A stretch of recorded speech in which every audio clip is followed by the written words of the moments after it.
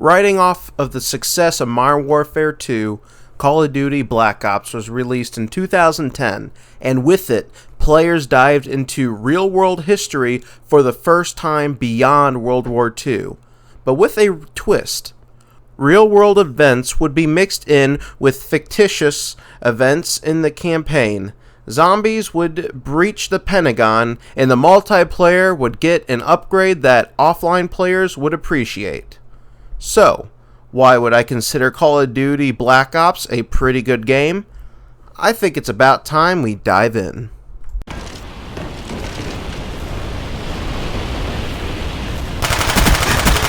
Let's start off with my least favorite part of the game, the multiplayer. Do I hate it? No. But it's also not my cup of tea. Actually, I don't even like tea, so that really wouldn't make any sense in this context. It's not my can of soda. The maps were neat, custom classes were pretty restrictive, which is something that the older games like World at War had. I'm not gonna harp on the custom classes much, don't worry, but here's what I thought about them. Custom classes to me in this game is basically non-existent beyond getting a couple of key items like claymores and scopes. I didn't really find myself coming back to modify my class because mainly for the weapons, it felt too restrictive to look forward to unlocking something. Games like Modern Warfare I like the best. You can equip more than one item to your guns. I know, it's revolutionary. I will say that I wish newer COD titles took a page out of Black Ops with the purchase what you want stuff system. I don't know what to call it.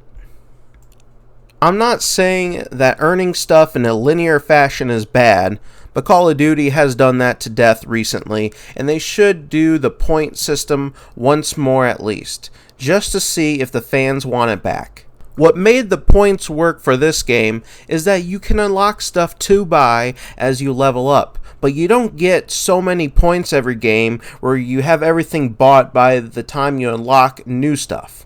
This way, you can think about what makes you better while getting more options later on to think about it again. Maps in this game were pretty diverse, as most games in the series are, visually speaking, but I noticed a lot of 3-lane maps. I don't know why, but I don't get bored playing them. Black Ops 4 made me bored with their map selection, and that was in part of the overabundance of 3-lane maps. I think that the varying height in the maps makes them feel like something more than 3 lanes.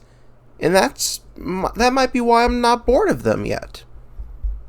When I initially was going to get footage and better develop my thoughts and opinions about the multiplayer, I was going to play on Xbox Live. But then when I tried, it was just taking so long to get into a match that I decided to fight bots. And note, there was over 100 players online. I'm so glad that bots were introduced into this game. I think that the bots should be in every multiplayer game so that when there are not enough people online, I can still play the multiplayer. Anyways, I was expecting to have a good time, but nothing amazing. And I was going to go on through each game mode one by one and give my thoughts, but apparently only 2 game modes work with bots. I even went into the other game modes to try this out. Nuts. Now I gotta play this online. But why can't I play the other game modes with bots? Are they just too stupid to do anything in other game modes other than free-for-all and team deathmatch? Well, I had a moderate amount of fun, and I'm happy, at least for those 2 game modes, that they had bots. But I am also disappointed that I can't play without friends. At least it offers it so long as you have friends to play with local or online. Anyways, off to Xbox Live I go. Yeah, he's on 360. His other game's Black Ops 3. 360?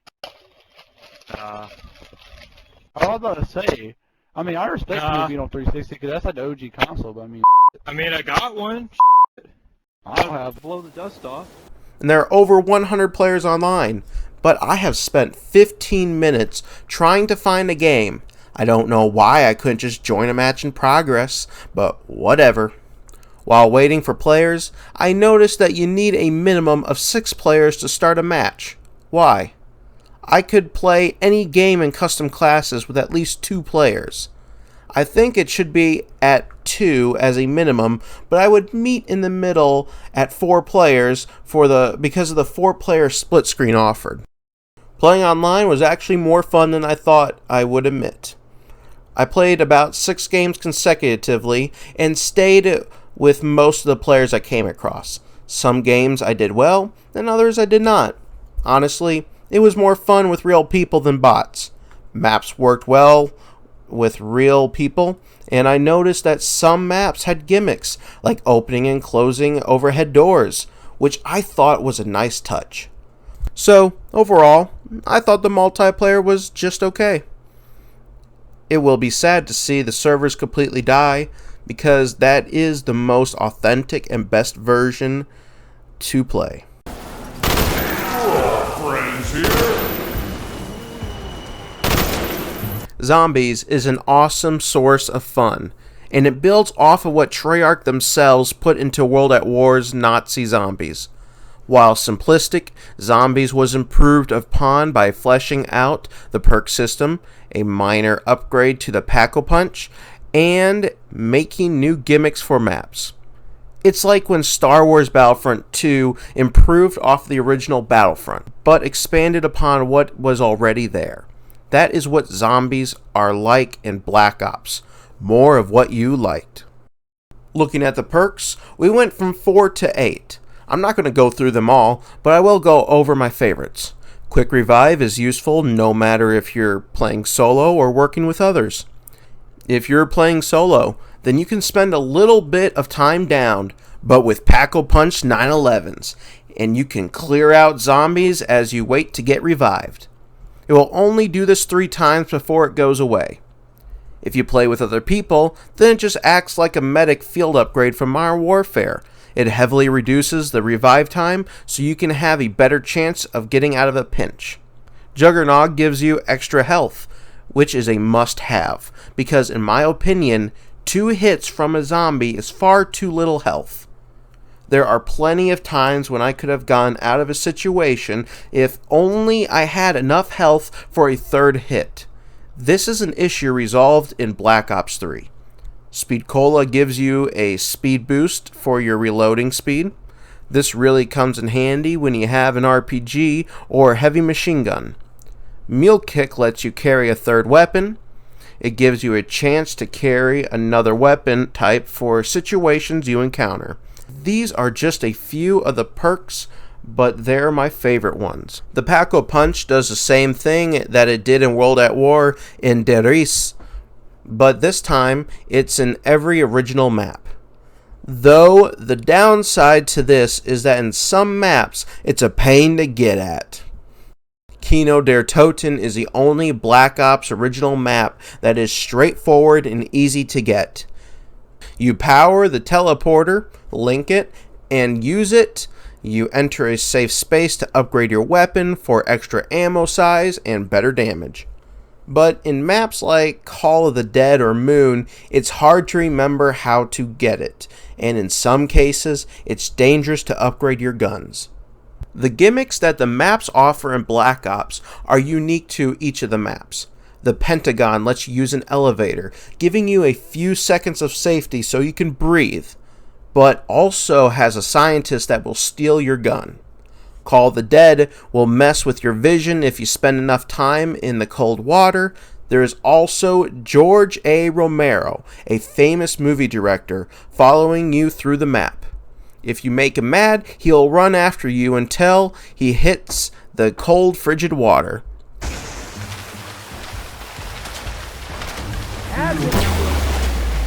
Take a minute. Calm yourself down.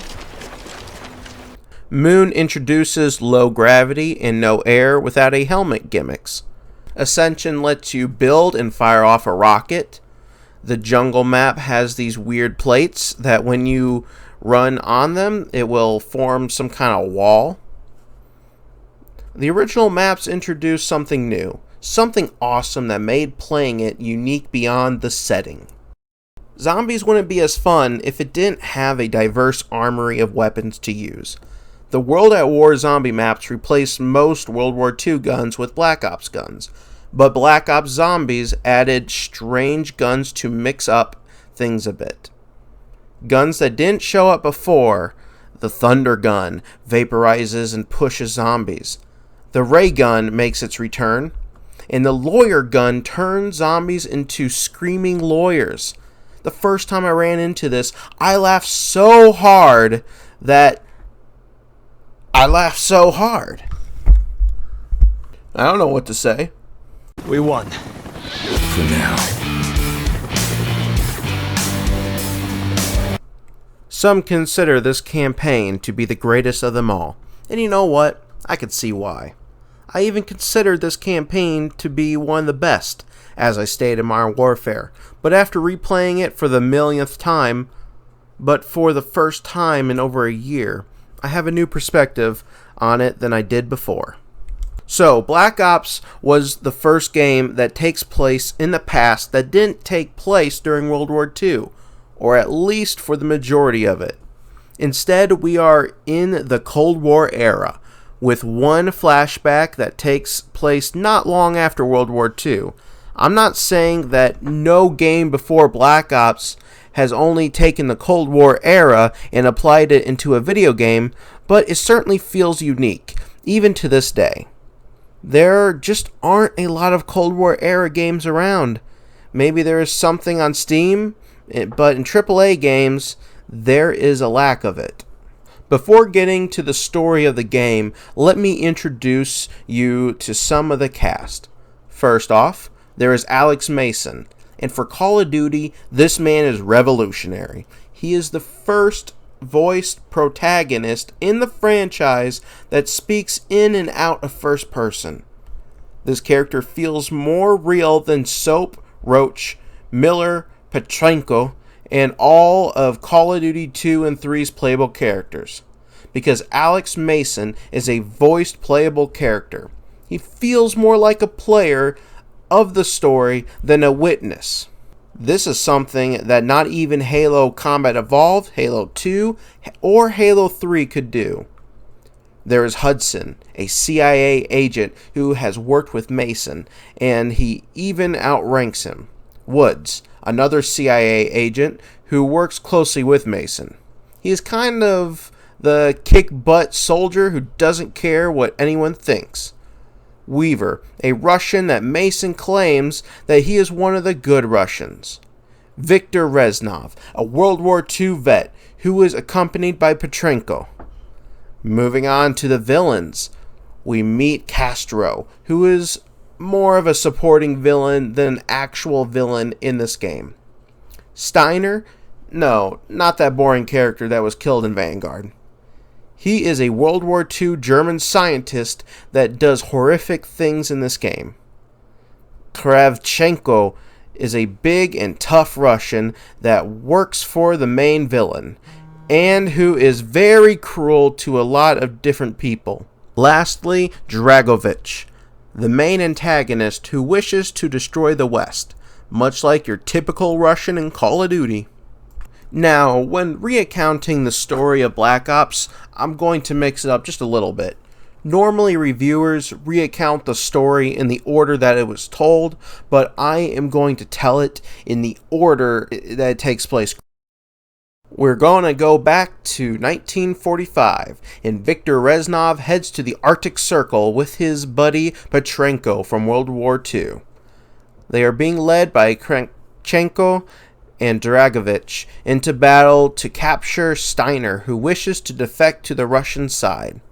After capturing Steiner, we go to a boat where we learn that Nova 6 exists, and this happens after a portion of the Russian soldiers were trapped and executed by those loyal to Kravchenko and Dragovich. Sadly, we see Petrenko, one of the playable characters from World at War, die a painful death. Luckily, enemy allies show up and Reznov and other Russians with him are let out before their demise. He causes an explosion to happen after he gets off the boat, causing the boat to blow up and sink. Go! I had destroyed the Novice's shipment and prevented it from falling into the hands of the British. I'm not sure when, but Reznov gets captured and sent to Vorkuta. Later on, in 1961, during the Bay of Pigs invasion, Woods, Mason, and Bowman head in to kill Castro. After putting a bullet in his head, they try to escape while the enemy surrounds them from all angles. As they try to escape, Mason takes one for the team and helps his team get out alive by jumping out of the plane he was escaping on and blowing up a roadblock on the runway so that the plane could get away. After that, Mason is captured and finds Castro still alive. Big spoiler, I know. It's not like he ever made it to November of 2016.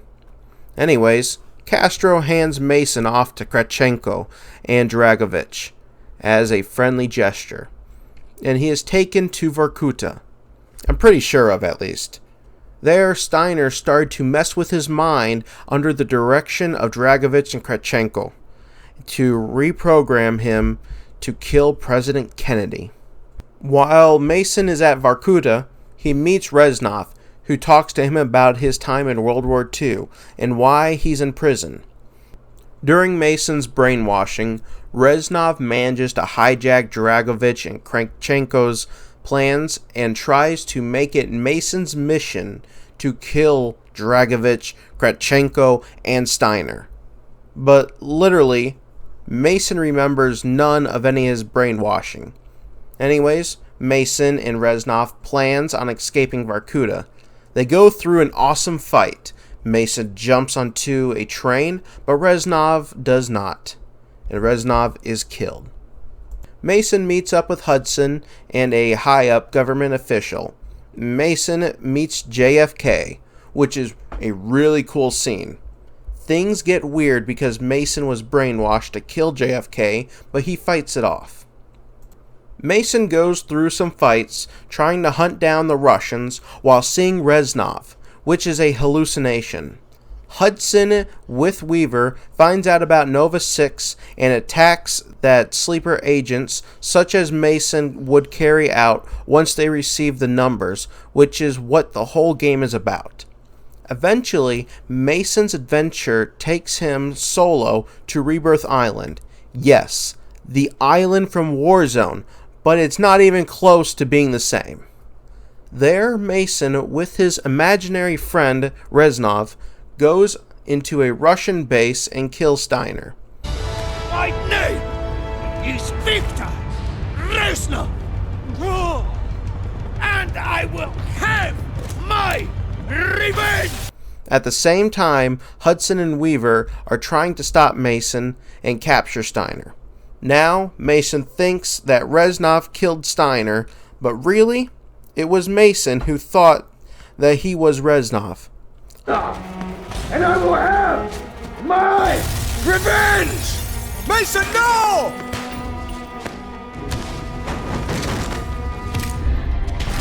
Hudson and Weaver take Mason to custody and start to interrogate him about why he did what he did and what do the numbers mean. After I assume to be hours of interrogation, Mason finally realizes what really happened in this really cool and trippy visual ride. Mason realizes what the numbers are and the location of the broadcast station. So Hudson forms a team to go and assault the broadcast station. Hudson and Mason go underwater, kill Dragovich in a brutal way, and make their way to the surface where everybody is waiting for them. Hoorah! At the very end, just before the credits roll, we see that Mason had a picture taken of him, alluding to the idea that maybe Mason killed JFK. No wonder why there are many theories as to who and why around JFK. It was really Alex Mason. Overall, the campaign was pretty good. I think that the plot twist about how Reznov is actually dead and Mason was just seeing things, and how Mason is a sleeper agent, that made it really cool. The whole story really cool. I mean, when you find out that Reznov is dead, and then they start playing through events that happened and reveal what really happened, you ask yourself, why didn't I realize Reznov was dead? My favorite mission is actually the second mission where you escape Vorkuta. The game gives you a minigun and says, go have fun. And the part where you can escape on motorcycles was really awesome and brings back some Modern Warfare 2 vibes. My second favorite mission isn't actually a mission where you shoot people, but instead it's where you go into the Pentagon and meet JFK.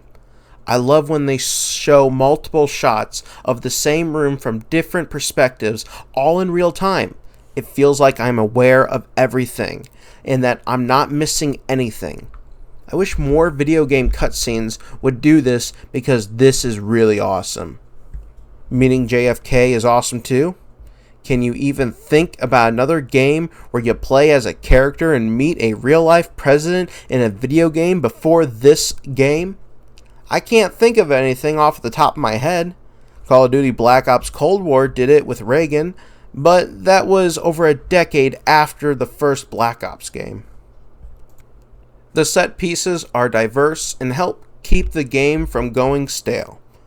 You are in jungles, bases, homes, snow areas, cities, and boats. All of these set pieces really help, and incorporating real-world events into the story is a really cool idea. While I love the game overall, there are a few things that really brought it down for me. Now, a lot of this is subjective, but I feel that the swearing is just too much. Call of Duty has had swear words in their games before, but never so much where they felt like they needed to add a filter. Also, while I like war, I don't like brutal killings.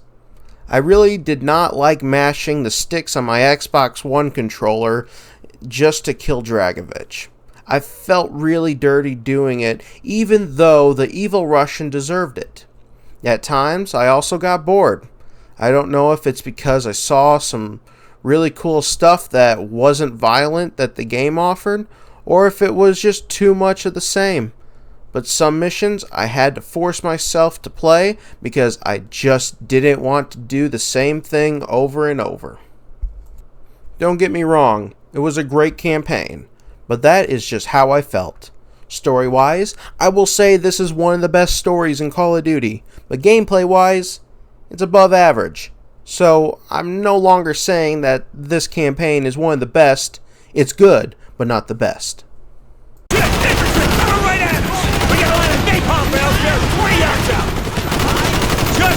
Now, games released in 2010 will naturally look worse than games released today, but I feel like this game looks pretty bad on consoles. While textures don't look that good in Call of Duty 2 on PC, Black Ops on Xbox looks so much worse. I think it has to do with the resolution primarily. Looking at the box for Xbox, it says that it can run up to 1080p, but it feels like 720p or less, in my opinion. Things constantly look blurry, more blurry than anything I've seen on the Xbox. I know the Xbox hardware has limitations, but something about this game looks so bad and very dated. I'm sure it looked great for the time, but age has not treated this game well. Do not pray for easy lives, my friends. Pray to be stronger men. Call of Duty Black Ops is honestly a good game. It's not perfect, and I do take back my claim saying that Black Ops has one of the best campaigns in Call of Duty, but that doesn't mean it's bad or average. It's pretty good. The Zombies mode is a great side mode for Black Ops, and it has some of the best maps and weapons introduced into Zombies ever. Multiplayer is okay, and the real fun is online, but it's dying, which is sad. So, I'm going to give this Call of Duty Black Ops a 7.5 out of 10. It's a good game, right in the middle of mediocre and amazing. I'd like to thank you for watching this video of mine. I do apologize if it just feels super disjointed, it doesn't feel like the script was all there or anything. I hope the next one does better. If you haven't already, please subscribe and leave a like on this video so that this can reach other people. If you have it in your budget and you like my content, please become a member. Members will get mentioned in at least one video a month. Have a blessed day, and God bless you, and God bless America. This is Skippy Skip, skipping on out.